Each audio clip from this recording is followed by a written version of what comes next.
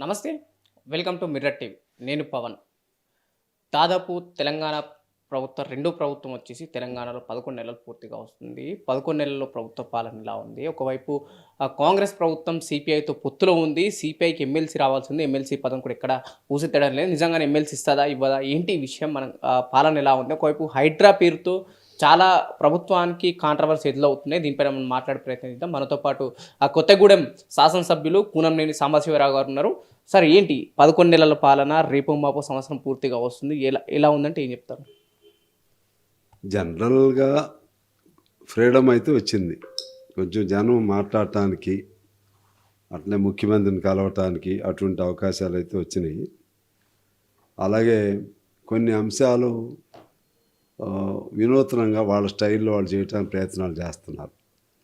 అలాగే sports university కానీ, skilled university కానీ, ఎడ్యుకేషన్ పరంగా, అలాగే ఇంటిగ్రేటెడ్ స్కూల్స్ కానీ ఆ సెక్టార్లో, అదే పద్ధతుల్లో డిఫరెంట్ సెక్టార్స్లో ఏదో ఒకటి చేయాలనేది ఉంది. కానీ సేమ్ టైం కొన్ని ఇబ్బందులు ఎదుర్కొంటున్నారు. ఒకటి ఈ డెత్ ఆఫ్ ఫండ్స్, తర్వాత ఎరియర్స్, ఓల్డ్ డ్యూస్, అది పెద్ద ప్రాబ్లం అయింది. వీళ్ళు 6 వాగ్దానాలు ఇంకా దానికి అనుబంధ వాగ్దానాలు చేశారు. చేసిన క్రమంలో రైతులకి రియల్గా మాట్లాడుకోవాలంటే ఇంకా చాలామంది మిగిలారు. ఆల్మోస్ట్ 40% మిగిలినట్టుగా నాకున్న అంచనా. ఇచ్చిన వాళ్ళకేమో మంచిగా ఇచ్చారు, ఎట్ ఏ టైం ఇచ్చారు. వాళ్ళలాగా 2 సార్లు 3 సార్లు చేసి చివరిలో వాళ్ళు ఇవ్వలేదు. కానీ వాళ్ళు ఇవ్వలేదు కాబట్టి వీళ్ళు ఇవ్వకూడదని పాయింట్ కాదు. వీళ్ళు హామీ ఇచ్చారు కాబట్టి ఇవ్వాల్సిందే. ఆ ఇచ్చే క్రమంలో ఒకసారి క్రంచ్ ఆఫ్ ఫైనాన్షియల్ ఇది ఆ విధంగా క్రంచ్లో చిక్కుపోయారు. దాని నుంచి బయటపడాలి. బయటపడటం కోసం ఓపెన్గా, నేనైతే ప్రతిసారి చెప్తున్నాను, ఓపెన్గా ఒక శ్వేతపత్రం, ప్రతిదానికి కూడా ఒక అఫీషియల్ శ్వేతపత్రం అంటే నథింగ్ బట్ ఉన్న వాస్తవాలతో కూడిన ఒక నివేదిక. మన ఫైనాన్స్ పరిస్థితి ఎలా ఉంది, రైతులకు ఇంకా ఇంత బకాయిలు ఉన్నాం, ఖచ్చితంగా ఆ బకాయిలు మేము ఇస్తాము, మా బాధ్యత. అందులో ఖరీఫ్ది కూడా, ఖరీఫ్ అంటే రైతు భరోసా, రుణమాఫీ అన్నీ లెక్కగట్టి చెప్పు, తప్పించుకోకూడదు మనం. లేకపోతే డేట్లు పెట్టవద్దు, ఈ డేటు ఆ డేటు ఇటువంటివి కూడా అనవసరం. ఆ విధంగా చెప్పాలని నా అభిప్రాయం. ఒకవైపు ఏదైతే పొత్తులో ఉన్నారు కాబట్టి సిపిఐ కాంగ్రెస్ పార్టీతో, గతంలో కాంగ్రెస్ అంటేనే రైతులకు పాలిట వాళ్ళు ఏదైతే నమ్మేలో కాంగ్రెస్ వస్తే రైతులకు మంచి జరుగుతుందన్నారో పూర్తిగా రుణమాఫీ కాలేదు. ఒకవైపు ఏదైతే కాంగ్రెస్ పార్టీ గతంలో ఉన్న రైతు బంధు కావచ్చు, ఇప్పుడు రైతు భరోసా వీలు పెట్టిన పేరు కావచ్చు, ఎక్కడ కూడా ఇచ్చిన దాఖలాలు కనిపిస్తాయి. రైతులు పూర్తిగా వ్యతిరేకత కనిపిస్తుంది, రోడ్ల మీదకి వస్తున్నారు. వాళ్ళకి ఏం చెప్పదలుచుకున్నారు ఈ విషయంలో? ఇదే నేను చెప్తుంది. ఇస్తారు, ఖచ్చితంగా ఇస్తామని అంటున్నారు. అందులో వెనక్కి పోతారని నేను అనుకోను. పోతే తప్పు జరిగింది, అయితే లేట్ అవుతుంది. లేట్ అవడానికి పరిణామం ఏంటంటే డబ్బు లేదు గవర్నమెంట్ దగ్గర.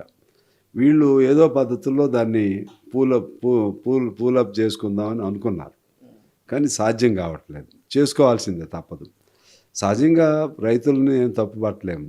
రైతులు ఇవన్నీ వాళ్ళే చుట్టాలు, వీళ్ళు శత్రువులు, వాళ్ళ బంధువులు, వీళ్ళు ఇంకోళ్ళని ఆ భావన ఏమి ఉండదు. సమస్యను బట్టి స్పందిస్తారు రైతులు. ఆ క్రమంలో రాని వాళ్ళందరూ సహజంగా వస్తారు. అసలు రైతు సంఘాలు కూడా వచ్చినాయి, అందులో తప్పేమి లేదు. వాళ్ళు ఆ డిమాండ్ ఉంటానే ఉండాల్సిందే. అయితే ఆ వచ్చిన దాన్ని చూసి నిరుత్సాహపడకుండా ఆ సమస్య నుంచి వీళ్ళు త్వరితగతిన దాన్ని పాజిటివ్గా తీసుకోవాలి. ఎవరో రెచ్చగొట్టినంత మాత్రం రైతులు ఏమి రారు. తర్వాత ఇంకోటి ఏంటంటే వీళ్ళు కొంచెం అదనంగా వాగ్దానం చేశారు. 2 లక్షలు చేశారు. ఈ విధంగా చేయటం వలన చేయగలుగుతాం అనుకున్నట్టున్నారు, కానీ ఫెయిల్ అయ్యారు. సగం మందికి అయితే వచ్చింది. రుణమాఫీలో ఫెయిల్ అయిందని అనుకోవచ్చా ప్రభుత్వం ప్రస్తుతానికి ఉన్న సిచ్యువేషన్ చూస్తే? ఇప్పుడు time being temporary in time చేయలేదు, అది వాస్తవం.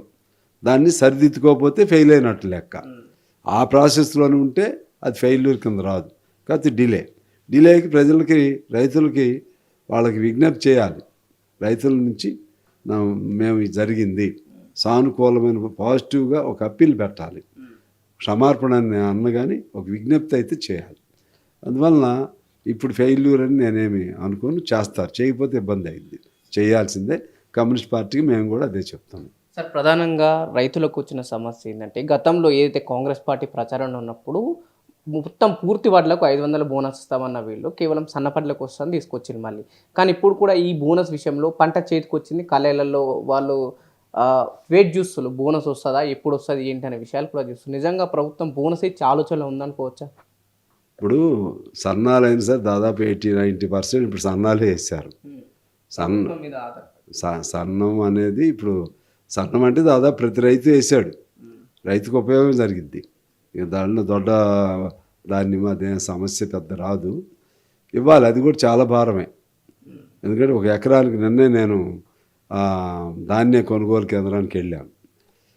మినిమం ఒక 20 క్వింటాస్ పెర్ ఏకర్ ఈల్డింగ్ వస్తే, 20 క్వింటాలు వస్తే క్వింటాకు 500 చొప్పున మళ్ళా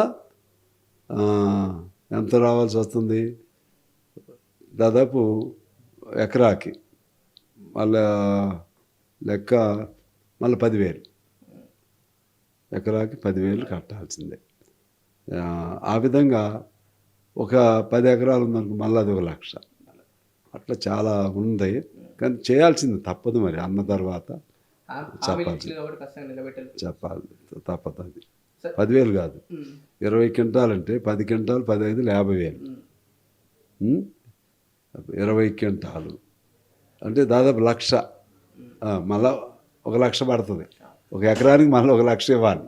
అంటే సార్ ఇన్ కేస్ ఒకవేళ బోనస్ ఇచ్చినా సరే మళ్ళీ ఖరీఫ్ వచ్చే సీజన్కి అయితే రైతు బంధు ఇవ్వాల్సింది. గతంలో బీఆర్ఎస్ ప్రభుత్వం స్టార్ట్ చేసి ప్రస్తుతం రైతు భరోసా పేరుతో ఆ రైతు బంధుతో అదొక 7,000, సంవత్సరానికి 15,000, ఇది మళ్ళీ మీరు అన్నట్టు 10,000 వీటికి వస్తాయి కదా. ఇవన్నీ ప్రభుత్వం బ్యాలెన్స్ చేసుకుంటా అంటారా బడ్జెట్ విషయంలో?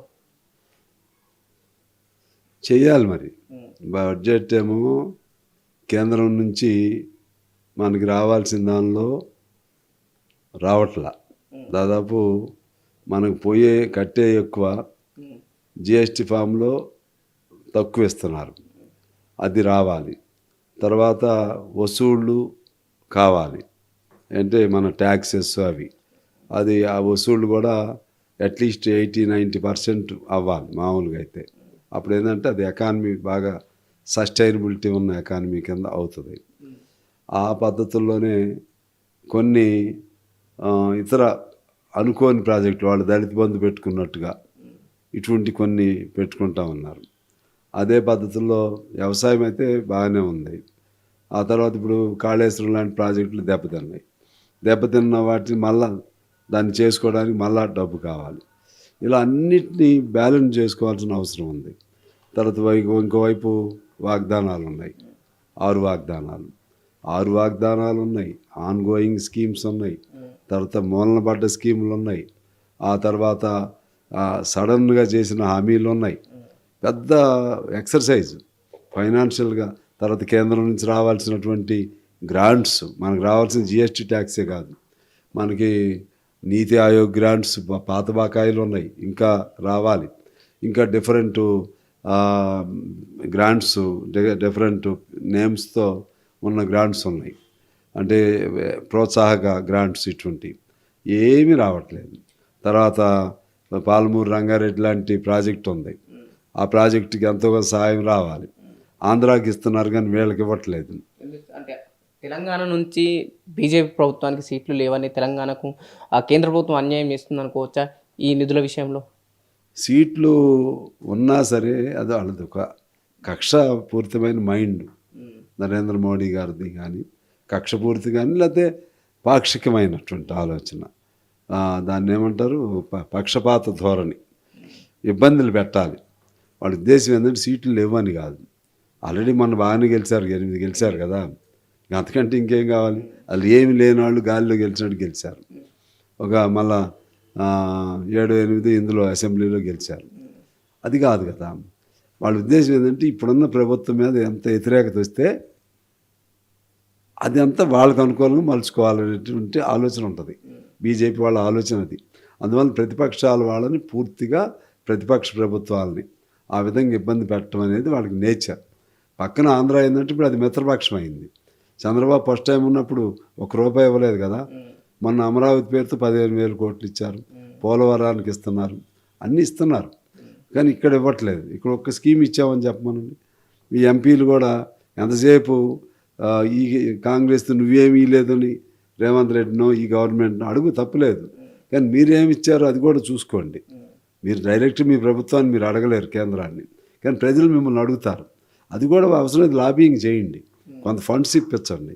కిషన్ రెడ్డి గారు ఉన్నారు, అదే సీనియర్ మినిస్టర్ ఆయన, ఇప్పుడు సంజయ్ గారు ఉన్నాడు, అందరూ ఉన్నారు కదా.